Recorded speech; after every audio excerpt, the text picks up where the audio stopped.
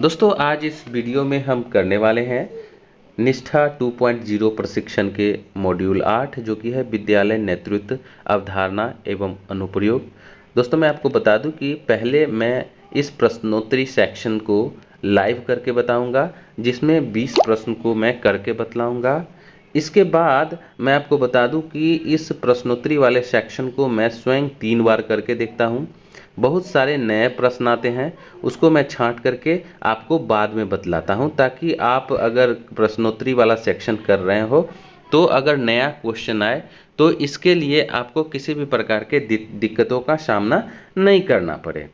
तो दोस्तों इसमें कुल 20 प्रश्न लाइव होंगे, उसके बाद जो भी एक्स्ट्रा क्वेश्चन होंगे वो लाइव नहीं होंगे। तो मेरा नाम है श्यामकरण सिंह और आप सभी व्यूअर्स का श्याम मॉनिटर चैनल पे बहुत बहुत स्वागत है। तो दोस्तों चलिए हम इस प्रश्नोत्तरी वाले सेक्शन को सबसे पहले लाइव करते हैं।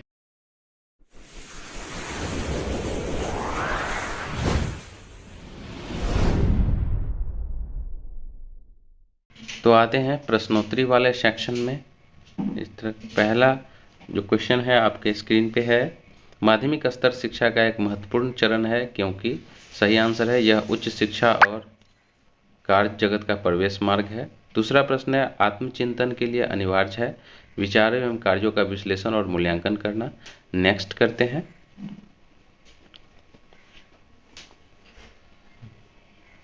नेक्स्ट है एकात्मिक पर्यवेक्षण की तकनीकी में शामिल नहीं है। इसका सही आंसर होगा शिक्षकों पर हावी होना। इसको करते हैं और नेक्स्ट करते हैं। अगला प्रश्न है माध्यमिक स्तर पर प्रभावी नेतृत्व का लक्ष्य है। सही आंसर है विद्यार्थियों के बीच सीखने की क्षमताओं का विकास। नेक्स्ट करते हैं। अगला प्रश्न है विद्यालय नेतृत्वकर्ता की सामान्य जिम्मेदारी है। सही आंसर है हितधारकों के सहयोग से विद्यालय के विकास योजना तैयार करना।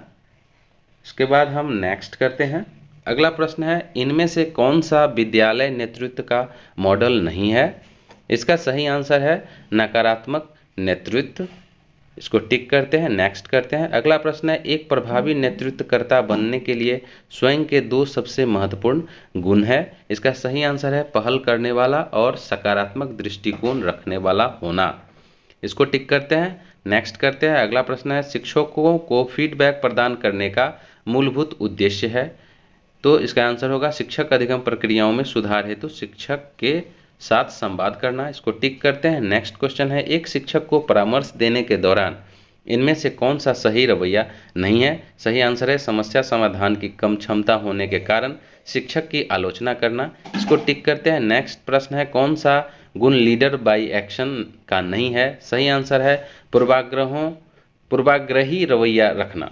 इसको टिक करते हैं और नेक्स्ट करते हैं। अगला प्रश्न है शिक्षक नेतृत्व का अर्थ नहीं है। इसका सही आंसर है हम हर समय व्याख्यान पद्धति का उपयोग करना। इसको टिक करते हैं और नेक्स्ट करते हैं। अगला क्वेश्चन है एक अकादमिक पर्यवेक्षक का कार्य नहीं है। इसका सही आंसर है शिक्षकों और स्टाफ को हतोत्साहित करना। इसको टिक करते हैं और नेक्स्ट करते हैं। अगला प्रश्न है प्रोफेशनल लर्निंग कम्युनिटी PLC का उद्देश्य है। इसका सही आंसर है कार्य क्षेत्र में ज्ञान कौशल और अनुभवों को साझा करना। इसको टिक करते हैं और नेक्स्ट करते हैं। अगला क्वेश्चन है मूल्य नेतृत्व में शामिल है। सही आंसर है विश्वास मूल्य ज्ञान और अनुभव। इसको टिक करते हैं और नेक्स्ट करते हैं। अगला प्रश्न है एक माध्यमिक विद्यालय नेतृत्वकर्ता की सबसे महत्वपूर्ण भूमिकाओं में से एक है। सही आंसर है स्वयं और शिक्षकों के सतत व्यावसायिक विकास का नेतृत्व करना। इसको टिक करते हैं। नेक्स्ट कौन सा निर्णय सकारात्मक प्रतिफल दे सकता है। सही आंसर है जो साक्ष्यों पर आधारित है। इसको टिक करते हैं। नेक्स्ट करते हैं कौन सा निम्न सामाजिक आर्थिक पृष्ठभूमि के विद्यार्थियों की दक्षताओं को शिक्षक बढ़ा सकते हैं। सही आंसर है उनके सीखने की आवश्यकताओं की पहचान करके और सीखने के प्रतिफलों में सुधार हेतु सहयोगात्मक तरीके से योजना बनाकर। इसको टिक करते हैं और नेक्स्ट करते हैं। अगला प्रश्न है विद्यालय विकास योजना को आधारित होना चाहिए। सही आंसर है विद्यालय के सभी पहलुओं को समेटने वाले नैदानिक अभ्यास पर। इसको हम टिक करते हैं और नेक्स्ट करते हैं। अगला है राष्ट्रीय शिक्षा नीति 2020 इन दोनों को महत्व देती है, तो सही आंसर है व्यावसायिक और अकादमिक शिक्षा को। इसको टिक करते हैं और नेक्स्ट करते हैं। अगला प्रश्न है लीडरशिप फॉर लर्निंग का केंद्रीय विचार है, सही आंसर है विद्यालय के प्रत्येक हितधारक का निरंतर एवं आजीवन शिक्षार्थी होना। इसको हम टिक करते हैं और नेक्स्ट करते हैं। तो हमने 20 प्रश्नों का सही उत्तर दे दिया है, टोटल 20, क्वेश्चन आंसर 20, और मैंने स्किप एक भी प्रश्न नहीं किए हैं। तो अब आप लोगों को मैं बताने वाला हूं कि हमें कितने सही हुए और हमारा कितना गलत हुआ है।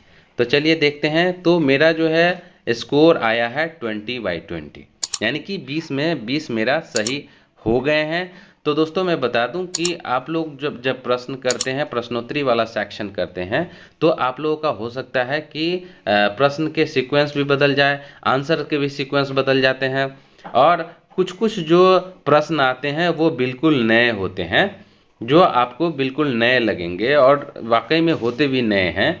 तो वैसे प्रश्नों को मैं सबसे पहले अपने प्रश्नोत्तरी वाला सेक्शन को 3 बार स्वयं करके देखता हूं, उसका आंसर खोजता हूं, और नए नए जो भी प्रश्न हमको मिलते हैं उसको मैं अब रखूंगा और उसको स्लाइड के माध्यम से आप लोगों के बीच। पहला प्रश्न है मतभेद समाधान के लिए एक प्रभावी व्यवहार रणनीति है, आंसर रचनात्मक सक्रिय।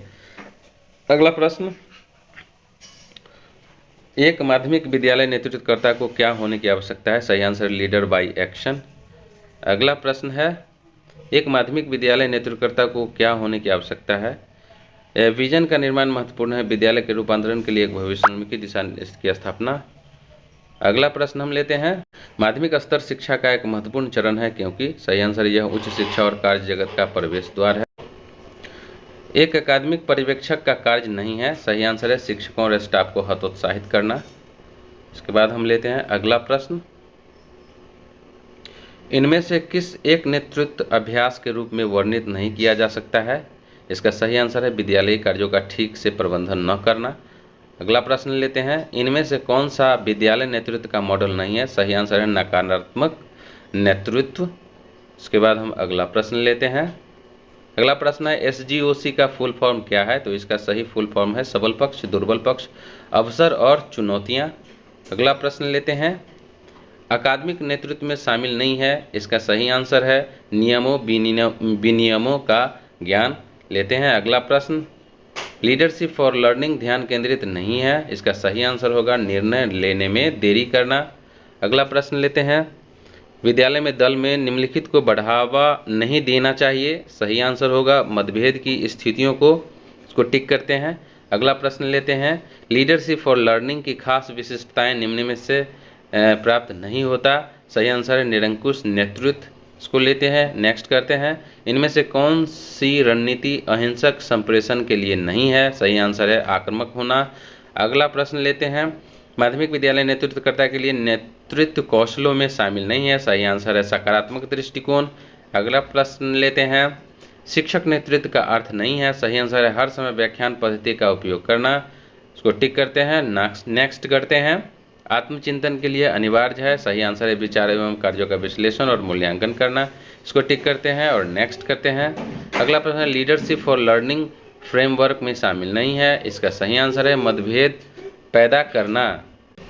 अगला प्रश्न है, शिक्षकों के बीच मतभेद टकराव की स्थिति में जब एक विद्यालय नेतृत्वकर्ता मध्यस्थता करता है तो उसे आदर्श रूप से होना चाहिए, सही आंसर है समस्या का समाधान करें।